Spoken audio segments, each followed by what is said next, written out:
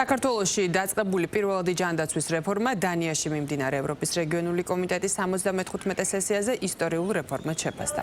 ჯანმრთელობის მსოფლიო ორგანიზაციის ღონისძიებაზე ევროპის რეგიონულმა დირექტორმა წარადგინა გასული წლის ანგარიში. სესიაზე სიტყვით მიხეილ სარჯოლაძეც გამოვიდა და საქართველოს ჯანდაცვის სექტორში განხორციელებულ ცვლილებებზე ისაუბრა.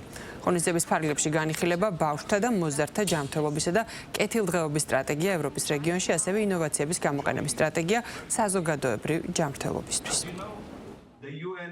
ბოლო 3 წლის განმავლობაში ჩვენ დავაჩქარეთ რეფორმები. შემოვიღეთ რეფერენტული ფასები და პირდაპირი შესყიდვის მექანიზმი ფარმაცევტულ პროდუქციაზე. ასევე გავაუქმეთ წლიური ლიმიტები ქრონიკული დაავადებებისა და კიბოს მედიკამენტებზე. გარდა ამისა, სამედიცინო დაწესებულებების დაფინანსების სისტემა გადავიყვანეთ DRG მოდელზე, რომელიც მიმართულია ხარისხსა და ეფექტიანობაზე და არა მოცულობაზე. აღნიშნული ნაბიჯები მნიშვნელოვნად აუმჯობესებს ოჯახების ფინანსურ დაცვას. წელს დავიწყეთ პირველადი ჯანდაცვის მასშტაბური რეფორმა. ჩვენ ვაძლიერებთ ოჯახის ექიმის როლს, ვაფართოვებთ არაგადამდებ დაავადებათა სკრინინგსა და მართვის პროგრამებს და ვახორციელებთ ინვესტიციებს ციფრული ჯანმრთელობის პლატფორმების განვითარებაში. ვნერგავთ ტელემედიცინას და ვაძლიერებთ ციფრულ შესაძლებლობებს სოფლებში.